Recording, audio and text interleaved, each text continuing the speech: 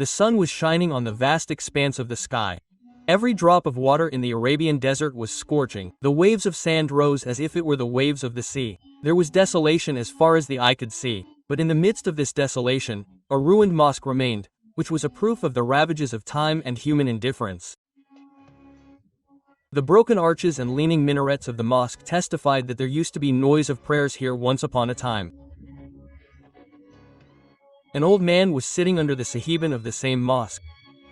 His white clothes were waving in the wind and there was a radiant glow in his eyes. His clothes were simple. This man was pale but pure. Sheikh Abdul Mujba, whom people called Dervish Desert. Every traveler's soul would feel peace on seeing his face. But there was such a secret in his silence that not everyone could understand. Sheikh Abdul Mujib would perform ablution after morning prayers and sit in this ruined mosque, turn the rosary and talk to Allah.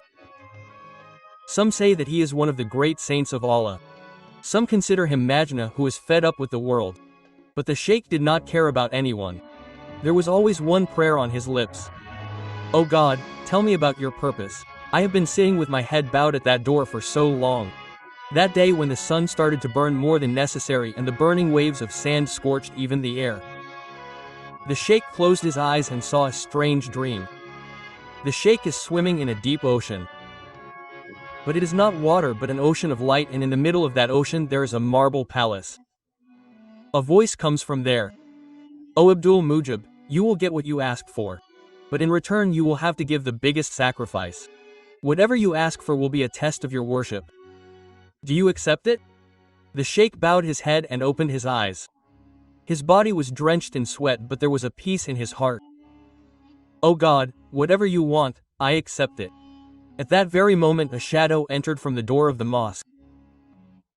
A young traveler whose face was covered with dust and body was tired. The Sheikh smiled and called him to him. "Son, where are you coming from and where do you intend to go?" "Sir, I am coming since evening. I lost my way. I am hungry and thirsty. I could not find any inn. May Allah reward you for the shelter you gave me." The Sheikh took out an old tiffin. It contained dry bread and some dates. He offered it to him and also a jug of water. The traveler ate it satiatedly. Then he started crying bitterly. "Why are you crying, O son?" The Sheikh looked at him with deep eyes. "What is your wish, sir?" "I love the daughter of a king. Not love of sight but love of heart. But I know that I am not worthy of this. That is why I pray to Allah that either He frees me from this love or He does some miracle." The Sheikh closed his rosary and raised his eyes towards the sky. "O Rabbi, is this the test for which you have chosen me?" The traveler looked at the Sheikh in surprise. The Sheikh held his hand and said, "Son, if this love is pure, then have faith, Allah will open the way. But are you ready to make every sacrifice in the path of Allah?" "Yes, Hazor." "Then listen, this dervish will take you on that path, from where your fate will change. But first you will also have to pass a test." Quote. The traveler bowed his head, and with this the first door of this mysterious story opened. At night, when the cold winds of the desert started blowing and the sky was filled with stars, the Sheikh fell in prostration and prayed to Allah. "O Lord, if this is the path in which you have your pleasure, then give me strength so that I can see your miracle for this boy." And the next day the Sheikh announced that he would go to the court of the Sultan and beg. But what he would ask for would not be zakat or sadaqah. Rather, it would be the daughters of the king. People were surprised. They used to make fun of him. "The old fakir has gone mad. He asks for the king's daughter in alms." But the Sheikh would smile and say that whatever is asked for in the name of Allah is not impossible. And from here began that journey which would combine love, a test and a spiritual purpose to create such a surprising incident that every person's eyes would become moist. Next morning, when the first ray of the sun fell on the desert sand, Sheikh Abdul Mujib had already performed ablution and offered 2 rakats of Ishraka namaz. There was a calmness on his face, but there was a determination in his eyes, an attraction which is not seen in any ordinary person. He took that young traveler along and started walking on the hard sand of the desert with the help of a stick. As soon as he entered the city, people were surprised to see the dervish. With his white beard, bare feet and rosary in his hand, every person would bow his head and salute him. But when the sheikh announced that he was going to beg in the sultan's court, the same surprise and mockery started again. "What alms are you going to beg for, Sheikh Sahab?" The king's daughter Sheikh replied smilingly. People laughed. Some said that perhaps he has fallen in love in his old age. The sheikh did not stop. He kept walking towards the palace with the young man. As the sheikh came closer to the palace, the army commanders and ministers gathered there. The sultan's guard tried to stop him, but the city's senior scholars intervened. "This is Sheikh Abdul Mujib." The sultan himself consults with the spiritual personality of the city. The sheikh was brought inside the palace. The sultan was sitting on his throne. He had a rosary in his left hand and a Persian book in his right hand. When he saw the sheikh coming, he came down from the throne. "Hazur Sheikh, you are here?" The sultan said politely. "Salam alaikum ya sultan."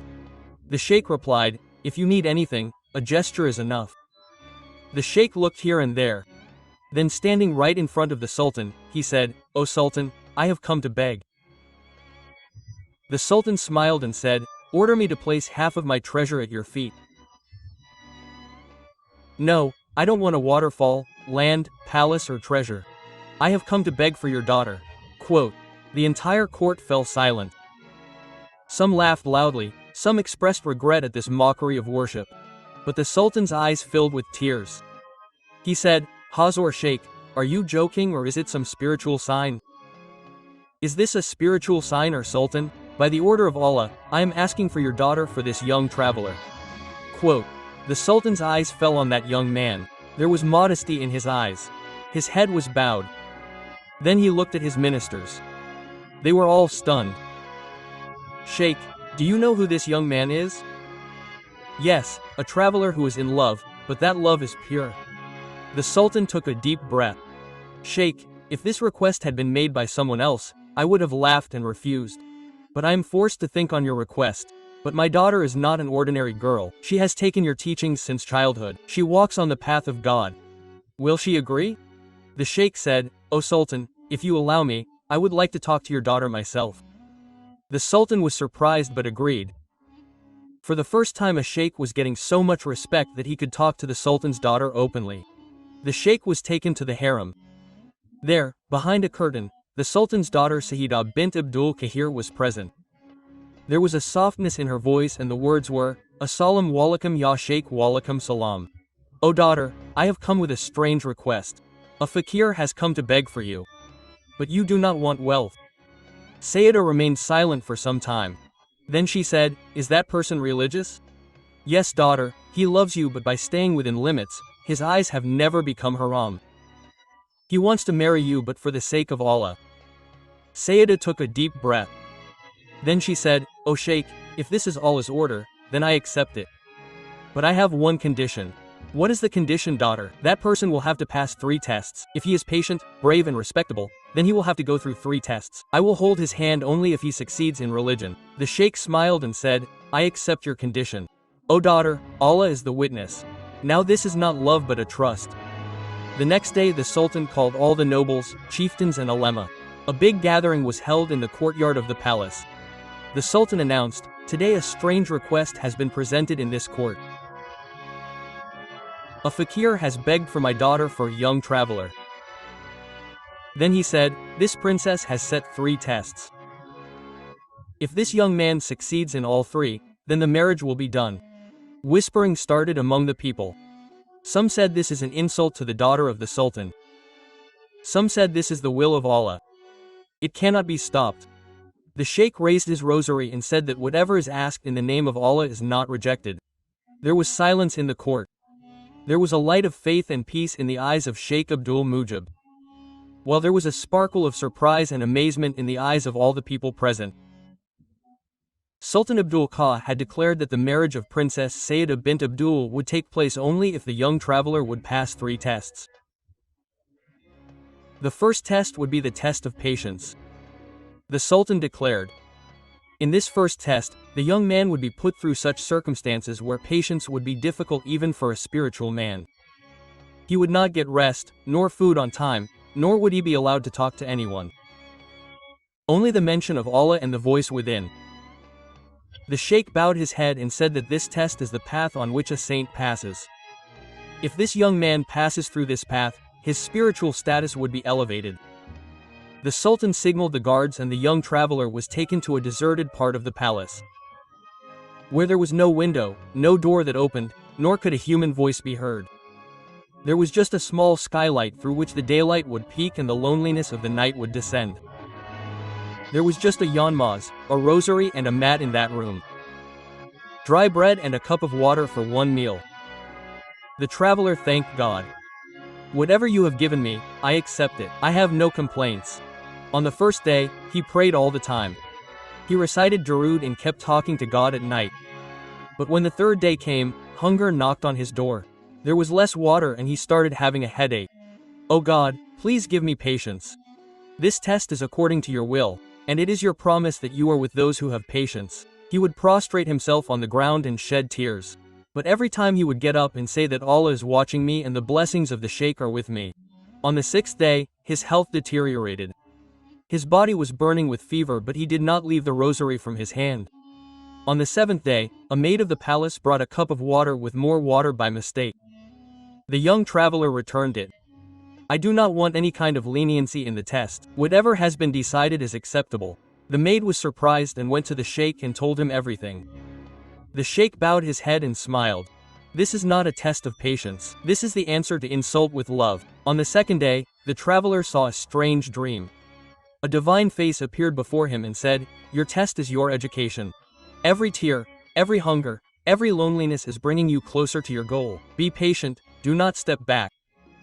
He got up and performed ablution and said to Allah in the night's tahajjud, "O Lord, if you are pleased, let my body burn. Let my soul suffer. I have no complaint. May your kindness continue." On the other hand, inside the palace, Sayed used to look every day at the skylight from where light used to enter.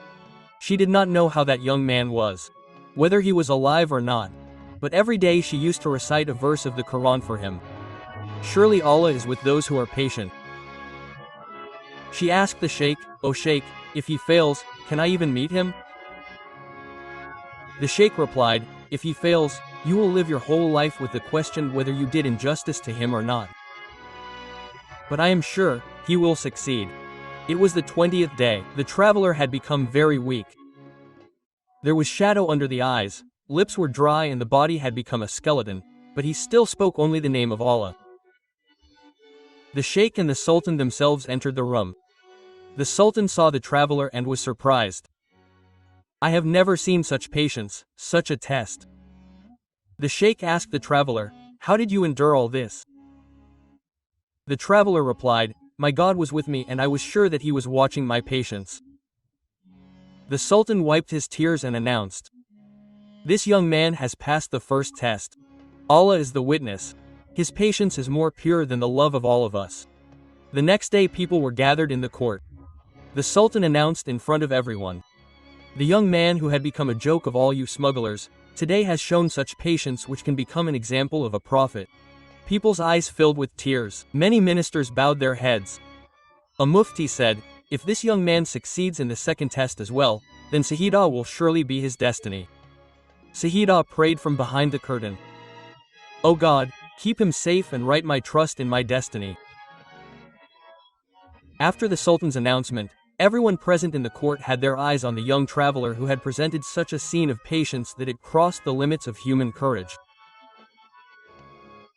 But now a new test was waiting for him, the test of bravery.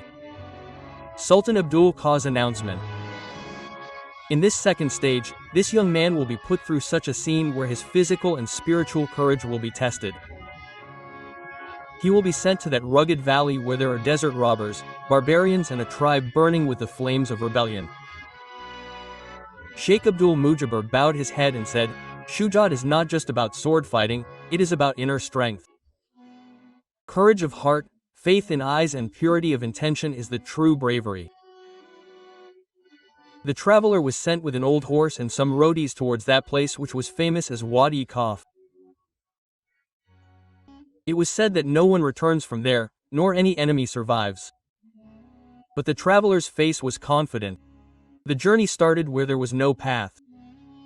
Hot desert, thorny bushes and poisonous insects at night, there was a shadow of death at every step.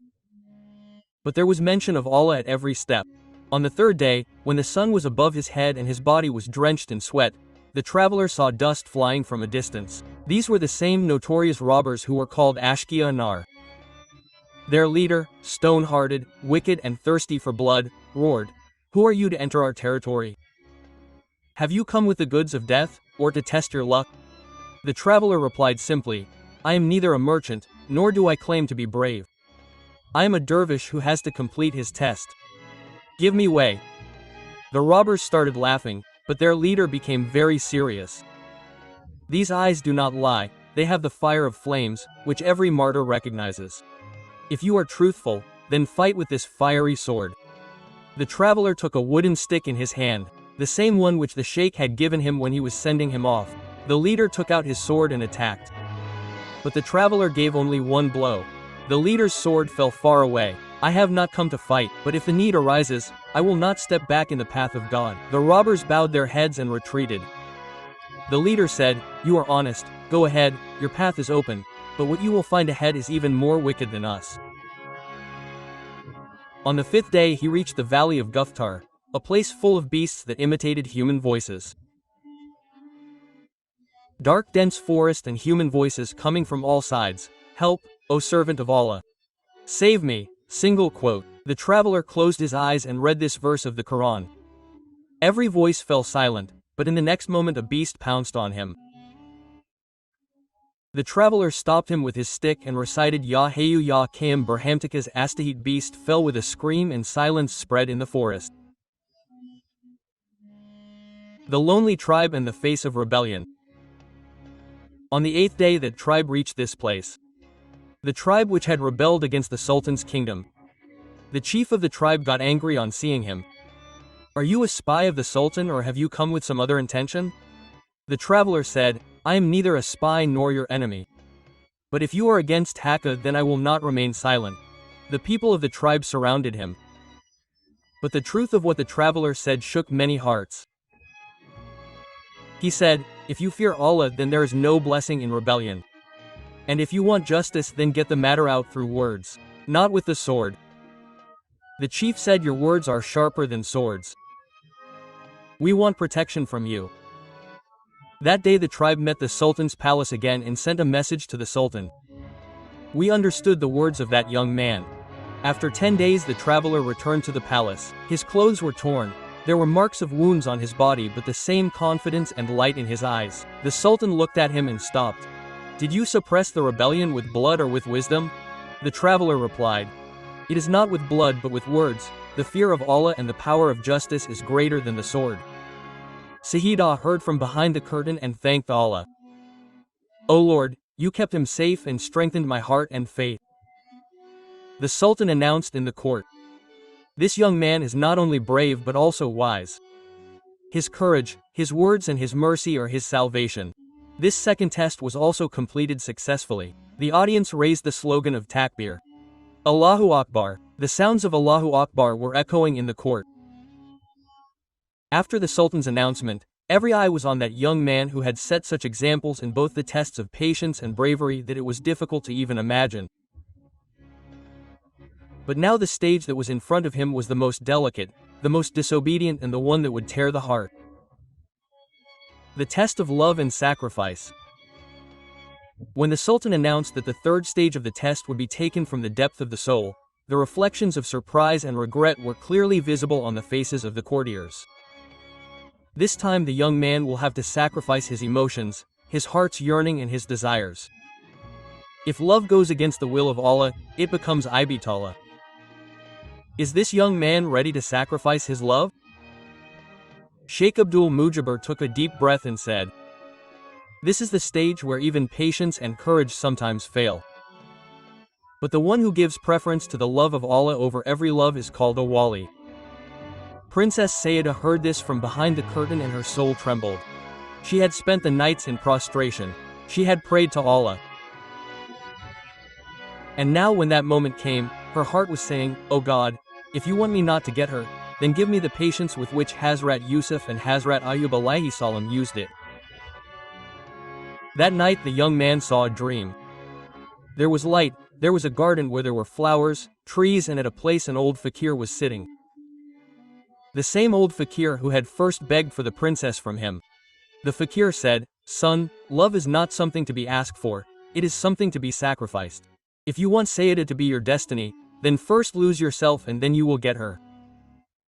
The next day the Sultan announced, "If you are really worthy of love, then do one thing, go to that orphanage in Baghdad where the children of our kingdom grow up. Live there for a year leaving everything behind, no name, no fame, no wealth. And if your love remains even after a year, we will hand over Sayyidah to you." The entire court was silent. How can a person who loves a crowned princess live with orphans for a year, anonymous and without any identity? But the young man bowed his head and said, "If my love is in the way of Allah, then this sacrifice is not heavy for me." The young man was dressed in a poor dress and sent to a small orphanage on the outskirts of Baghdad. There were about 100 children there.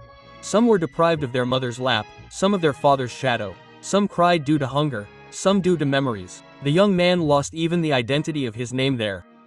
The children started calling him Amu. He would wake them up in the morning, cook food, apply ointment on their wounds and tell them stories at night. Days, weeks and months started passing. The young man had never imagined that the princess would become his life partner. Now he started looking for solace in the eyes of the children. One day a letter came without a name, which could only be identified by the fragrance of the perfume. It was a letter from Sayyid. "If your heart still loves me, then tell me whether you love me the same way as you did on the first day, or has the love of these innocent children given you a better partner than me?" The young man read the letter, closed his eyes and sent a reply. "I had prayed to get you. But now my prayer is that you get someone who brings you closer to Allah." 1 year passed. The Sultan himself came to Baghdad. He called the young man to the court. The Sultan asked, "Do you still love Sayyid?" The young man said, "Now my love has become worship. If she is in my destiny, I will get her. If not, then this spiritual freshness I got from her love is enough for me." At that very moment, the same old fakir came again. The courtiers recognized him. He was the person who had first begged for the princess. He said, "Sultan, you had promised that whoever completes the 3 tests will get the reward." Sultan said, "Yes, and I will keep my promise." Fakir said, "Listen, I am the one who raised him, taught him lessons, and now I say return his love to him." Sultan smiled and said, "I have no doubt about it now. It is always his." That day, a gathering full of simplicity and light was arranged in Sultan's palace. Sheikh Abdul Mujibur got the nikah done. Voices came from all sides. "Blessings be upon you. May light shower on this couple." Sayyidah and the young man looked into each other's eyes. There was no pride in love, nor formality in sacrifice. It was just Allah's will. The nikah gathering was over. Princess Sayyidah and the young man were now each other's. There was a wave of happiness in every corner of the court. But standing in the moonlight in a balcony of that palace, the eyes of the young man were searching for a fakir far away. The same old fakir who had laid the foundation of this whole story. "Where is he?" the young man asked the courtier. But he did not get any answer. No one knew who that fakir was. Where did he come from and where did he go? He could not sleep at night. The young man's soul was not at peace without seeing that old fakir. He was the one who had first begged for the princess. He was the one who had started the tests. One morning when the travelers of a caravan returning from Medina came to the palace, one of them said that we had seen an old fakir. He was sitting alone in a hut on a hill outside Medina. When we asked him his name, he smiled and said, "Why should we call him by words whose name is in all hearts?" The young man immediately prepared for the caravan and left for Medina. 3 days later he reached the hill. The same hut was visible from a distance. The same old fakir was sitting in the shade of a tree. The young man fell at his feet. The young man's eyes filled with tears. "So you are the wali of Allah." The fakir said, "I was your door. But you made the way yourself. Now you have become a traveler." The fakir told that the Sultan is my old disciple. When he got the power, he followed my advice.